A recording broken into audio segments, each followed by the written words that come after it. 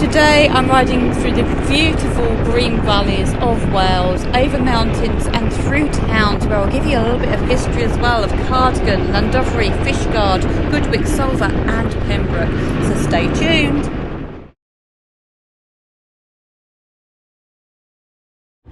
Good morning. Today I'm off to the west coast and then down to Milford Haven. I'm in a little bit of a funk, so I'm just going to talk through it to help myself and hopefully help you too. Those steps that you saw at the beginning were the steps that I was expected to climb up yesterday, and I couldn't. I had to come down to the little hut, which was lovely, but I had to pay £25 more because it's bigger and it's got a hot tub, which I didn't particularly want. I just wanted somewhere to put my head.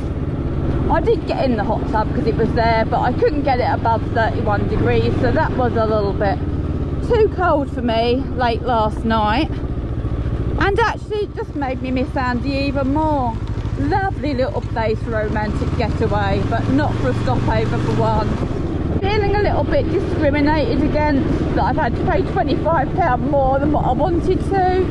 But you know what? It is what it is. If I hold on to that, it's going to ruin my day. And I have a fantastic day planned ahead, I'm sure. Well, I say planned, you know me, as much planned as I ever have. Look, I've even forgot to put my gloves on, so I need to pull over and do that. War memorial for the First World War, for the people who lost their lives in this area. Gloves on. Oh, there's a nice little bike over there, look. She looks like a nice ride, doesn't she? Let's go.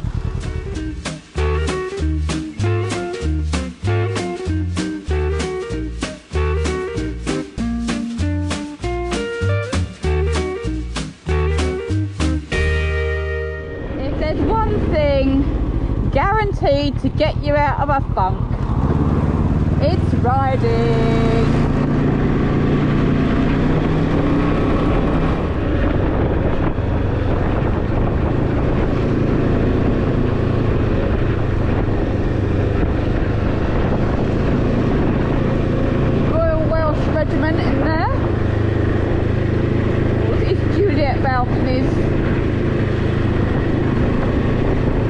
The army base we saw was actually for the 160th Welsh Brigade, and the infantry battle school is also here in Brecon, which is a market town in the county of Powys, and it was previously known as Brecon.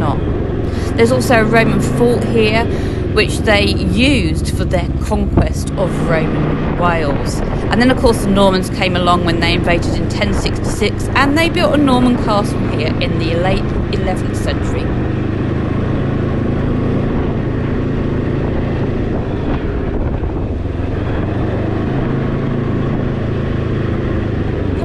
Right, is a statue of the Duke of Wellington, erected in 1856 by a town resident, Evan Thomas, as a mark of respect, although he has no connection to the town whatsoever. This looks pretty. Oh yes, that's what I wanted, somewhere for breakfast. Got to pay and display though, got to pay to go and have breakfast, it frustrates me. It was worth paying me £1 just for this view. It's incredible. And the theatre cafe here is brilliant. Got milk alternatives, gluten-free stuff and vegan options. So what am I having? Oh, a vegan sausage sandwich. I've seen lots of bikes. See, I should have snuck up there, shouldn't I, with them? Oh well, I've paid me money now, I've paid me price.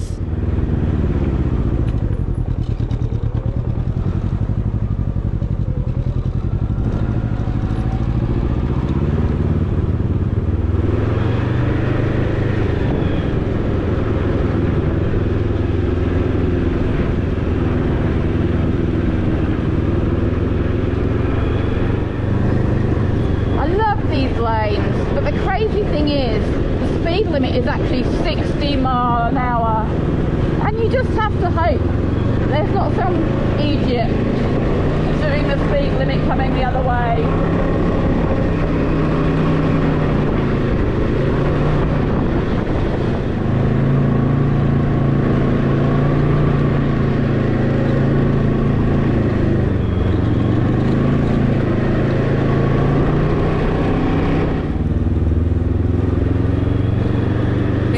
Llandovery in Carmarthenshire, and the name of this town means church enclosure amid waters, as there are two rivers here.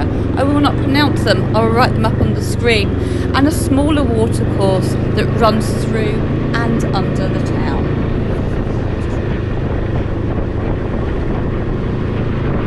The Romans built another fort here between 50 and 60 AD as part of their strategy to conquest Wales, but the Normans built a castle, and this is it right here. Another little castle, but I'm not going to get up there.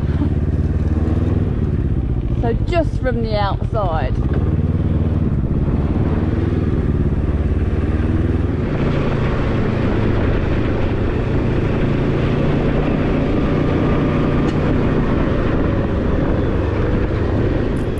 Notable town has three well-known people that are born here. David John Williams, who is one of the foremost Welsh language writers of the 20th century and a prominent Welsh nationalist. Also, Griffith Powell was a writer and philosopher and a principal of Jesus College in Oxford, and John Williams was also a principal at the same college. The chapel was built in 1868. Helmet break time, get my hot gear off, have a slurp of water, have a few painkillers. Lovely place to stop.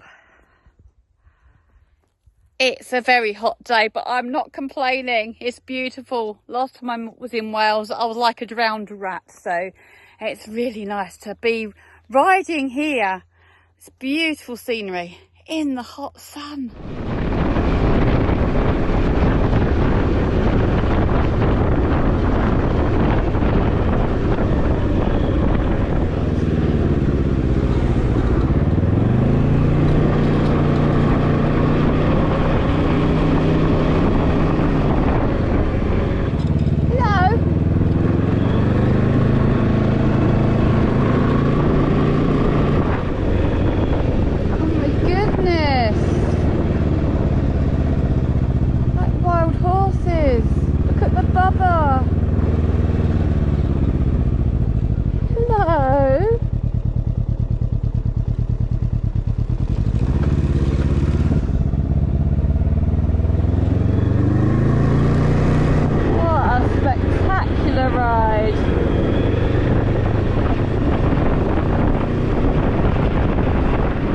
The settlement here in Cardigan developed around the Norman castle built in the late or early 12th century. The town was an important port in the 18th century but declined in the 20th due to its shallow harbour.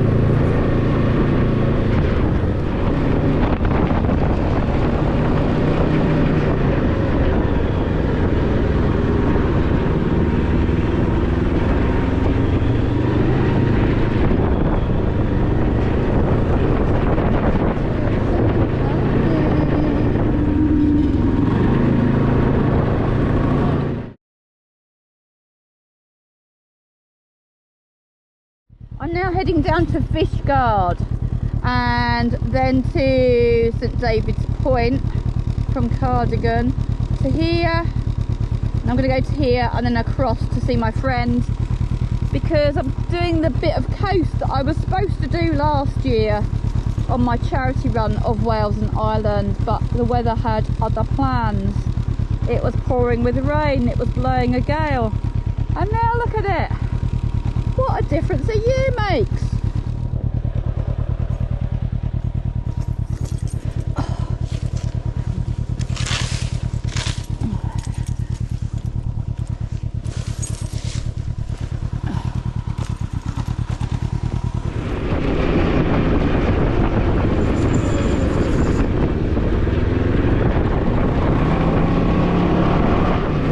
Not to be mistaken with the city of Newport. This small seaside town is one of the most popular holiday destinations in Wales. It was formed in the 12th century by the Normans and was very popular and big for the wool trade and pottery. And in fact, there was a medieval kiln excavated in 2017 which is believed to be the oldest in Britain. And carrying on with our invasions, the coasts of Wales were also raided by the Vikings, and in the last part of the 10th century, Norse trading posts and ports and settlements emerged around this coastal area, with Fishguard being established around 950 AD. And it remains an important fishing town today. Goodwick is the twin town of Fishguard, forming a community that wraps around Fishguard Bay, which you can see on the right. St David's is a lovely little city, the smallest in the UK by population, with just 1,751 people living in it in the 2021 census. It is a city because it does have a cathedral, and it also has some Gothic ruins of the Bishop's Palace too. And yes, it is really named after a guy called St David. David was born around 500 AD, and he rose to great fame in the Celtic Church, especially with his fight against Pelagian heresy. This area is called St David's because he was said to have formed a monastery around here in 560 AD.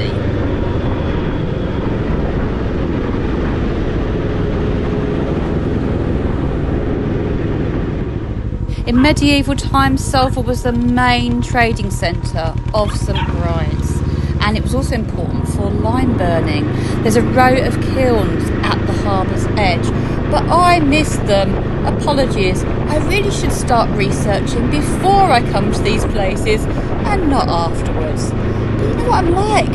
I just go wherever the road takes me. I'm now going to shut up for a bit and let you just enjoy these beautiful views.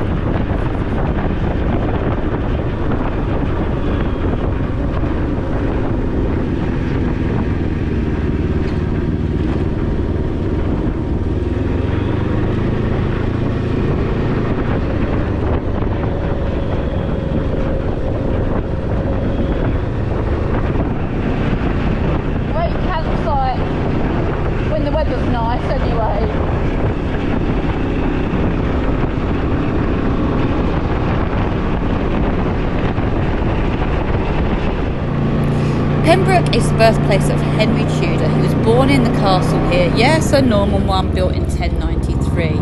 There's also a dockyard here, but the last ship to actually be built here was the Millennium Falcon for Star Wars.